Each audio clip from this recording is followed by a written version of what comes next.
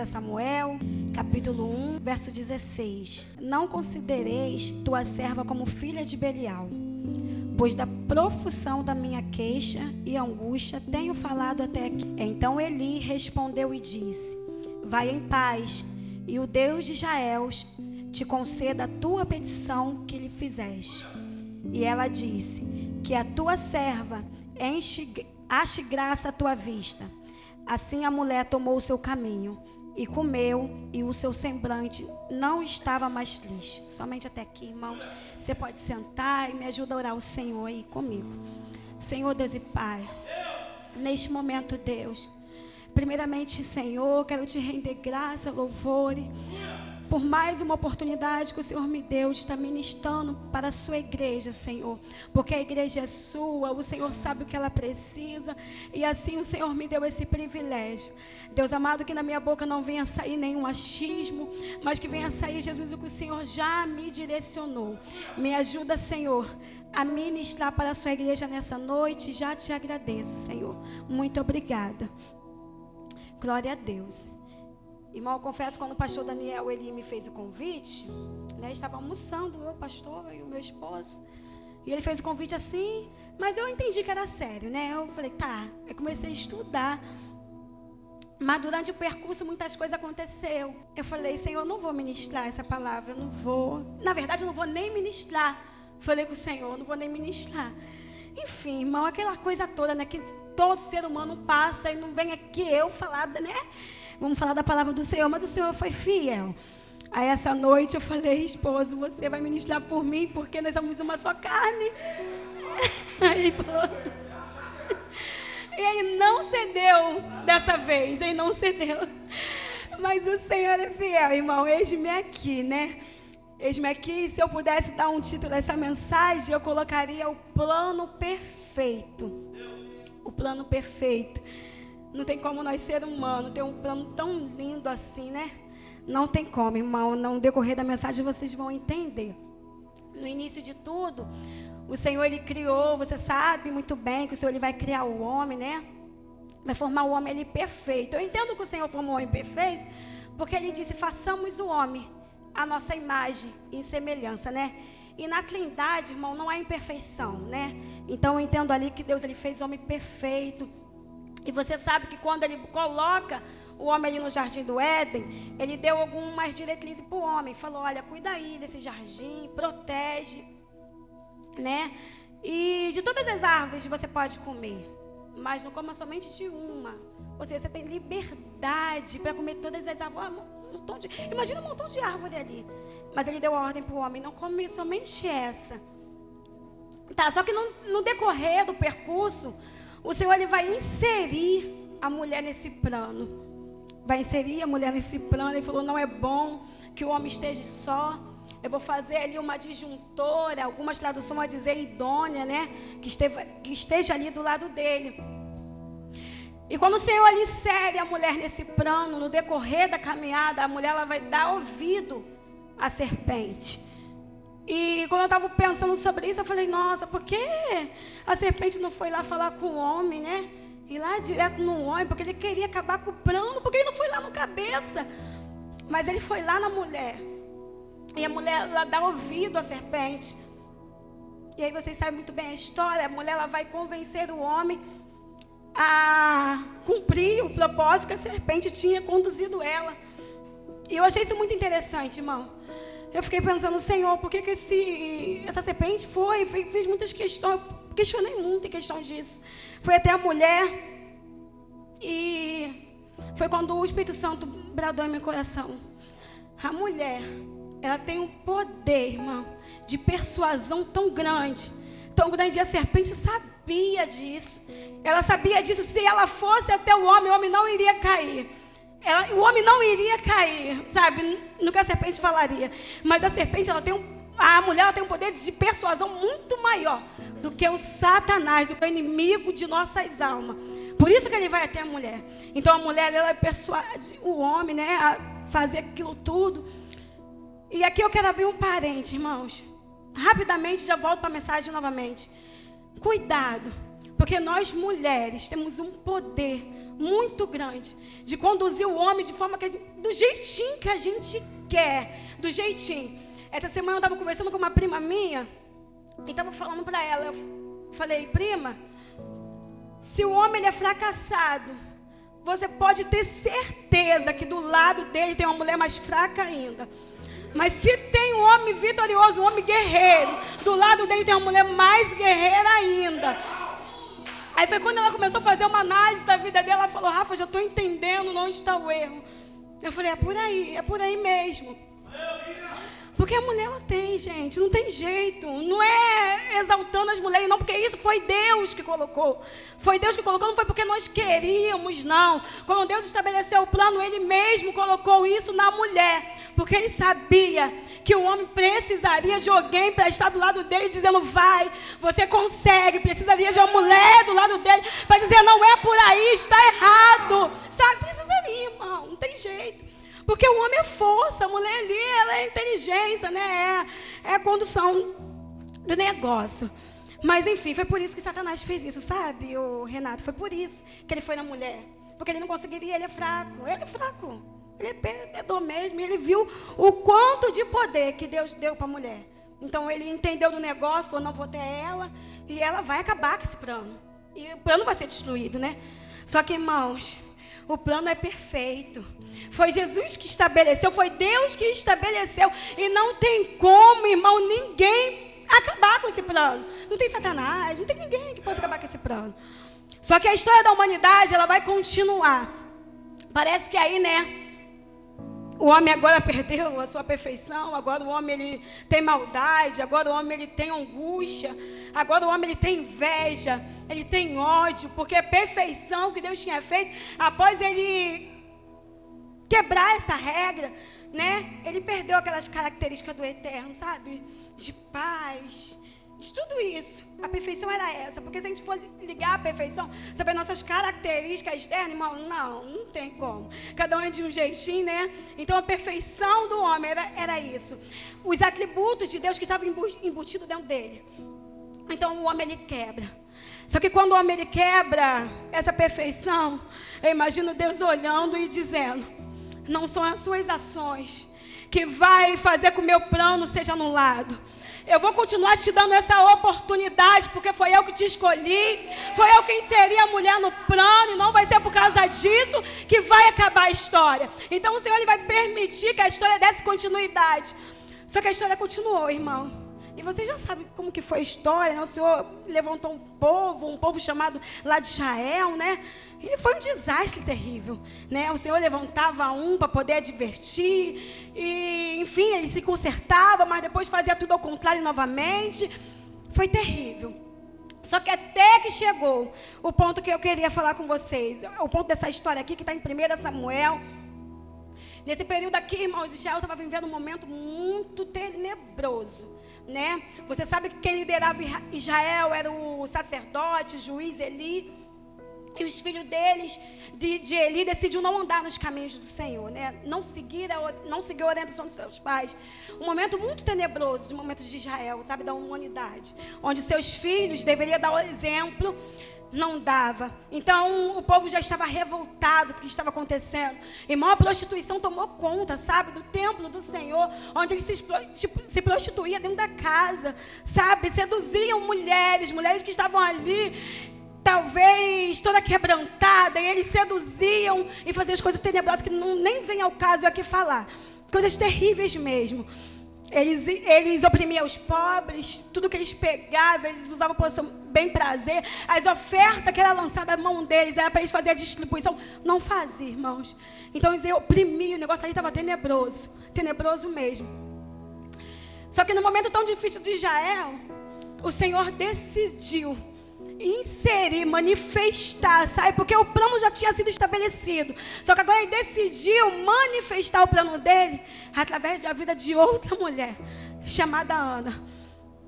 Acredito que essa mulher, Isa, era uma mulher maravilhosa. Acredito, porque o esposo dela amava ela. Irmãos, como eu falei aqui outra vez na consagração, é difícil a gente amar alguém que só vive estressada. É difícil a gente amar alguém, né, que não tem paciência nenhuma. Mas eu acredito. Eu acredito que Ana era aquela mulher equilibrada, sabe, Renata? Aquela mulher maravilhosa, amorosa, que chegava e abraçava todo mundo, que, enfim, cheia de habilidade. Só que quando Deus olha lá do céu, Ele olha para Ana e diz: Ana, olha só, você é até legal, muito legal, né? Tem muitas habilidades, você canta muito bem, você prega muito bem. Ana, você tá show de bola, só que você tá muito bom para a terra, mas para o plano que eu já tenho estabelecido para a sua vida, você está muito longe. Você está muito longe, Ana. Para o plano que eu estabeleci está longe. Eu tenho um plano, Ana, tão grande na tua vida, que tudo isso que você faz, todos os aplausos que você recebe, tá bom para a terra, mas para o plano não. Peraí, Ana, deixa eu descer e serrar a tua madre, deixa eu estreitar o negócio um pouquinho, porque Israel está num momento muito caótico, eu não vou mudar o meu plano por causa de você não, Ana. Você é até legal, eu sei que tem muita gente intercedendo por você. Eu sei que a situação que você está tenebrosa, as pessoas estão sentindo a sua dor. Mas pro plano, ainda não está bom. Deixa eu inserir, né? Deixa eu serrar a sua madre. Deixa eu ajustar as coisas aí. Deixa eu fechar essa porta aí. Deixa eu mexer na sua vida financeira aí. Porque pro plano não está bom. E meu plano é perfeito, eu não vou mudar, porque eu não tenho plano B. Quando eu estabeleci o plano, eu só tive um plano. E você está inserida, Ana. E você está inserida, você está vendo como está a situação de Israel. Você está vendo. E se eu liberar esse plano agora do jeito que você está, não vai dar certo. Não vai dar certo, Ana. Foi quando o Senhor cerrou a madre de Ana. E aí, vocês sabem da história, aquela mulher, ela começa a perturbar a vida de Ana, né, Penina. E achei legal isso aqui, irmãos, porque toda vez que o homem, ele vai inserir, porque isso aqui foi escolha do homem, sabe? Foi escolha de homem, porque lá no jardim, o Senhor fez uma mulher. Mas toda vez que o homem vai ser cocudo, sabe, inserir mais uma mulher para o relacionamento, a história não vai ficar legal não, vai ter contenda, vai ter tudo, você sabe disso. Toda vez que o homem decide inserir algo que não está, né, ligado com o plano do Senhor, o negócio não fica bom. Então ali Penina, ela começa a irritar a Ana. Ana começa a ficar muito amargurada de alma. E Ana, ela vai começar a ficar muito amargurada, exalar essa amargura, porque a mulher amargurada, irmão, é uma coisa terrível, horrível, ela exala amargura para onde quer que anda, é sério. Então o esposo dela vai começar a se sentir incomodado com o tamanho da amargura, vai reprimir ela, falar: Ana, não sou melhor que 10 filhos, porque Ana está ali amargurada, porque não tinha filhos, né? Para poder talvez jogar na cara de Penina: eu tenho. Ah, você tem 7, mas eu tenho 1, tá bom. Mas nenhum Ana tinha. Então, Ana está ali amargurada por causa disso, né? E sabendo que foi o Senhor, não tinha como ela fazer nada, né? Porque quando o homem, ele mexe em algumas situações da nossa vida, a gente dá nosso jeito, né? E resolve. Mas quando Deus, irmãos, decide descer para embaralhar nossa vida, para botar alguma pedra de tropeço, não tem como eu e você fazermos nada, a não ser vivermos aquele momento que o Senhor estabeleceu. Então Ana sabia disso. Só que um dia, Ana, ela vai subir ao templo e vai começar a chorar, vai começar a expor para o Senhor aquela amargura que ela estava sentindo, pedindo a Deus para ter misericórdia, para agir com bondade. Porque tem momento que é assim, irmão, tem coisas que a gente precisa expor para o Senhor. Dizer: olha só, Senhor, meu coração é tenebroso, eu sou cobiçoso mesmo, eu sou invejosa, sabe?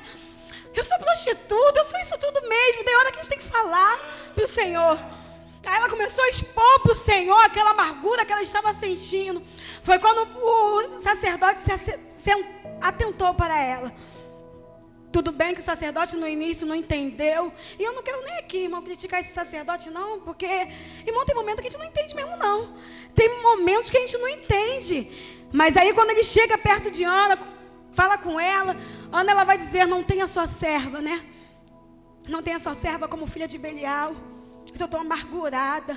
Eu só não estou contente com a vida que eu estou levando, né? A Ana vai começar a expor ali para o sacerdote ele vai liberar uma palavra para a vida de Ana. Olha só, minha filha, você vai em paz e seja, né, concedida a sua petição. Você está entendendo isso, irmãos? Não teria como Ana viver o plano que já tinha sido estabelecido pelo Senhor se ela não tivesse sido tratada antes. Você está entendendo? Porque o que o céu tinha estabelecido para Ana viver, irmão, era algo extraordinário. Se Ana tivesse gerado Samuel antes dela tivesse sido tratada pelo Senhor, irmão, o plano teria sido um desastre, porque Israel estava precisando ser liderado por uma pessoa justa. Mas preste bem atenção aqui comigo. Se Ana tivesse gerado Samuel naquele momento de amargura, né, naquele momento em qual estava tudo caótico, ela não estava entendendo direito, ela teria possibilidade de guiar o menino nos caminhos que ele precisaria ser guiado. Irmão, aquele menino sofreria demais, ele carregaria tudo, né? Aquela amargura que a mãe dele tinha.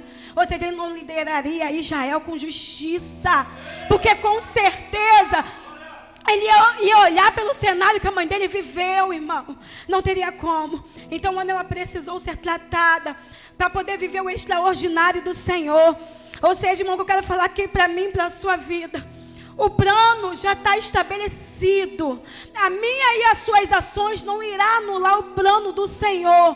Porém, tem coisas que precisam ser tratadas em nossa vida para que nós possamos vivê-los. Porque eu preciso te dizer algo aqui. Esse plano não se trata de mim. Talvez se esse plano se tratasse de mim, pastor Daniel, o Senhor falaria: Rafaela, tá bom, você não quer viver? Não, amém, tá, Rafaela? Amém. Mas esse plano aí não se trata de mim.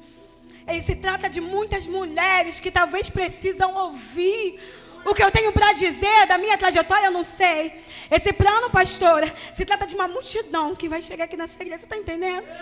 Então esse plano não se trata de mim. Esse plano não se trata da Isabela. Não se trata. Não se trata, irmão.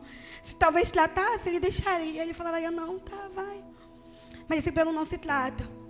Mas aí você vai me perguntar: Rafa, mas aí, depois de Ana sofrer isso tudo, Deus tratar com Ana, deu tudo certo? A humanidade se consertou? Irmão, que nada. Não, continuou a mesma coisa. A história continua até hoje. No decorrer da história, depois veio ali o Davi, que eu ia citar, que o pastor falou. Gostei disso, pastor, que você confirmou a mensagem que o Senhor tinha colocado no meu coração. A história vai continuar, né? Vai se levantar aqui o Davi, que o próprio Samuel levantou. Irmão, um homem cheio de habilidade, rei de Israel, e estava no seu melhor momento. No seu melhor momento, sabe? Foi quando ele se deixou seduzir, irmão, novamente pela voz da serpente. Serpente novamente coloca uma mulher, e aquele homem cheio de habilidade cai. Mas no decorrer da caminhada, né, o Senhor usou estratégia. Foi quando aquele homem reconheceu a sua pequenez, reconheceu a sua imundície, reconheceu que sem o Senhor ele nada pode fazer. E o Senhor, irmão, não anulou o plano mais uma vez, porque o Senhor ele não tem plano B, e Davi já estava inserido no plano do Senhor. Irmãos, então em nome de Jesus, esse plano ele não mudou. A história ainda não acabou. Nós estamos inseridos neste plano. Ele não vai mudar o plano por causa de mim e de você. Mas eu quero te contar algo aqui. Durante a trajetória, o Senhor olhou e viu. Chegou o momento de o Senhor manifestar a graça dele. Está difícil mesmo para a humanidade. Se eu não botar o meu filho aí para descer, né, começar a sentir as dores deles, vai ficar pior. Eles não vão conseguir cumprir essa lei toda aí. Foi quando Jesus ele desce, pastor, e leva sobre ele todas as nossas dores, leva sobre ele todas as nossas limitações. E ali, irmão, ele é crucificado e diz: tetelestai, está consumado. Então entenda algo nesta noite. O que era impossível para você, Jesus já fez. Rafa, mas eu não consigo vencer a minha carne. Jesus já fez. Rafa, eu não consigo vencer as minhas emoções. Jesus já venceu. Irmão, entenda isso. Você já foi dotado de uma capacidade que nós já conseguimos dizer não para o pecado, sim. Nós já conseguimos dizer não para nossas emoções, sim. Então entenda, estamos inseridos nesse plano, mas muito mais forte do que antes. Então vamos cumprir esse plano, irmão. Não deixa que nada nos pare, não. Nossas emoções, as situações que sobrevêm sobre nossas vidas, o pecado que talvez o outro fez e talvez esfriou o nosso amor. Irmão, não deixa nada impedir o plano que o Senhor já estabeleceu. Porque na verdade, impedir nós não temos essa capacidade. Mas deixar de usufruir. Porque, irmão, saber que eu e você estamos inseridos nesse plano perfeito é algo glorioso. Porque um ser perfeito decidiu confiar esse plano em pessoas imperfeitas, que somos eu e você, mas que temos capacidade sim de cumprir, e cumprir com excelência o plano que já foi estabelecido. E assim eu agradeço a oportunidade, irmão. Talvez se eu não conseguir, fazer que você entenda a dimensão dessa mensagem, eu creio que o Espírito Santo, ele é fiel para te conduzir da melhor forma possível. Amém, irmãos.